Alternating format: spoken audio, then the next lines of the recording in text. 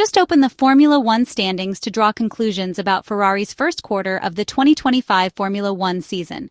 Charles Leclerc is 78 points behind the leader, and the Maranello team is an astonishing 152 points behind a McLaren that is striking fear into everyone. These numbers would already be a heavy blow to Ferrari's championship, even if it were October, considering the goals publicly set over the winter. And yet it is only early May. The Miami Grand Prix weekend put a definitive end to the work done in Maranello over the past few months, as such a large gap in a dry race unaffected by traffic has not been seen since the Saudi Arabian Grand Prix 2 seasons ago. After that weekend, Ferrari team principal Frederic Vasseur admitted that such a result was not expected after 2 races. It was unacceptable to have this gap on the hard tires, and the French manager urged his team to fix the situation.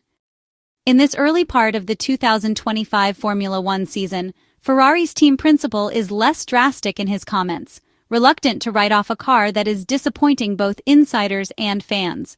The development plan reflects this trust despite a massive gap to McLaren. The new suspension, whose debut date remains unknown, could confirm whether the car has genuine potential. Recurring qualifying issues hamper Ferrari, as the Maranello team's engineers and technicians face the same problems they did in the 2024 Formula One campaign, but with different causes. The SF-25 single-seater inherited a key trait from the SF-24, a car that had highs and lows but never reached perfection even during winning weekends, and that is its struggle to deliver performance in terms of qualifying pace. Especially in the first half of the previous season, the SF-24 struggled to generate enough energy to activate the tires, and the lack of grip at the start of flying laps often heavily compromised performance. Moreover, while last year's car was very neutral between the front and rear axles, making it hard to target the balance toward one or the other, this car is the exact opposite. In practice, this has mainly troubled Lewis Hamilton, while allowing Charles Leclerc to make a significant difference and extract the maximum from the SF-25 in qualifying, something the Monegasque driver struggled to do last season, which prevented him from standing out on the Saturday qualifying sessions. The SF-25 single-seater has a problem with its aerodynamic operating window. Since the first year of the ground effect regulations, having a wide range of setups, especially in terms of ride heights at which the car performs well, has become increasingly essential to be fast and consistently competitive. The narrow operating window of the baseline SF-25 is comparable to that of Mercedes in past years and is often missed by the engineers, as was the case in Miami, where they have to contend with a major structural issue at the rear. Unlocking the car's potential, the keyword of this early season, largely depends on that. But for now, the car's intrinsic limitations prevent performance optimization. In Miami qualifying, a tire-related issue also emerged. In the final phase of the session, Charles Leclerc went out on used tires to set his flying lap, improving by 0.3 over his Q2 time set with new tires. This is a characteristic behavior of the SF-24, and a weak point which the Ferrari engineers and technicians aimed to eliminate over the winter, but clearly failed to address. The result is an average deficit of 0.4 to McLaren on Saturdays, numbers similar to those seen between Barcelona and Zandvoort in 2024, the worst stretch of the Italian team's season. The first 6 races mark the first quarter of the 2025 Formula One season, and the outlook is undeniably negative. Ferrari has yet to establish itself as the second force, which was considered to be the bare minimum goal before the season began. Looking more closely at the numbers, the situation is reminiscent of last summer's collapse, when Ferrari lost its way after the introduction of the aerodynamic update package at the Circuit de Catalunya in Barcelona, which was designed under the guidance of former Ferrari technical director Enrico Cardile and cost the Italian side 2 months to get back on track. The gap to McLaren ranged from 3 to 0.4 per lap, closer to 4 in qualifying due to difficulty finding the correct working window to extract the most from the SF-24. In this early part of the 2025 Formula One season, the gap between the MCL-39 and SF-25 is the same. 0.4 in both qualifying and race pace separate Maranello's disappointing car from Woking's excellent one. The difference between the 2024 and 2025 situations lies in the root of the problems, because correcting a poorly designed floor like that of Barcelona last year is not the same as solving a broader issue like that of the SF-25 single-seater. This includes a major deficiency in low-speed sections due to an unstable balance when the ride height is raised, and an inherent weakness in rear-end traction.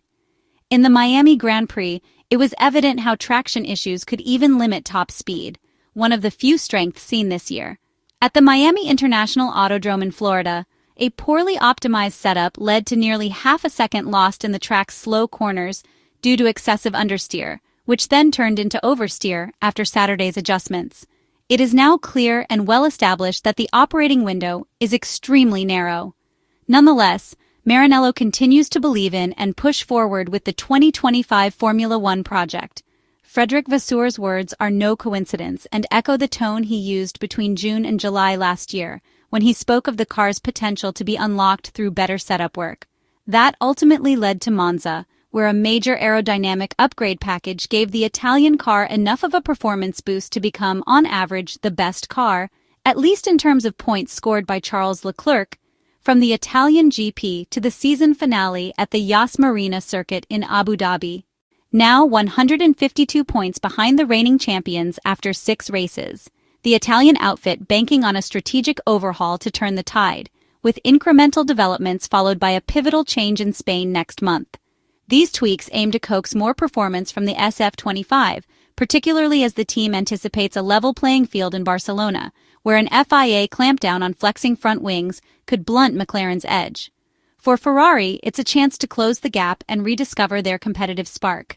With Imola and Monaco on the horizon, Ferrari's small upgrades are a stepping stone to Barcelona's big reset, where Frederic Vasseur hopes a refined car and regulatory shift will unleash Charles Leclerc and Lewis Hamilton's talents. For Ferrari, it's a race against time to transform potential into podiums. For now, the focus shifts to the Emilia Romagna Grand Prix, as Ferrari is heading to Europe for the first time this season with the Autodromo Enzo A. Dino Ferrari, better known as Imola, hosting Round 7 of the 2025 FIA Formula One World Championship. Imola became part of Formula One's schedule in 1980 as a one-off home of the Italian Grand Prix, before securing a permanent berth in 1981 as the host of the San Marino Grand Prix. It remained on the calendar through 2006, but was dropped when championship organizers were seeking fresh locations.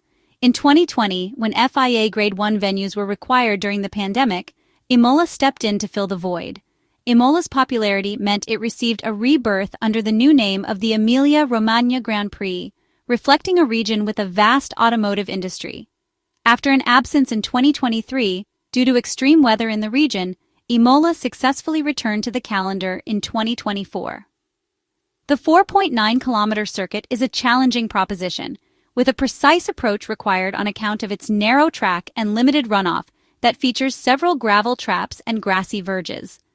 Overtaking opportunities are restrictive, with the best chance of wheel-to-wheel racing taking place along the full-throttle section that contains the pit straight and several high-speed kinks between the Ravazza and Tamburello curves.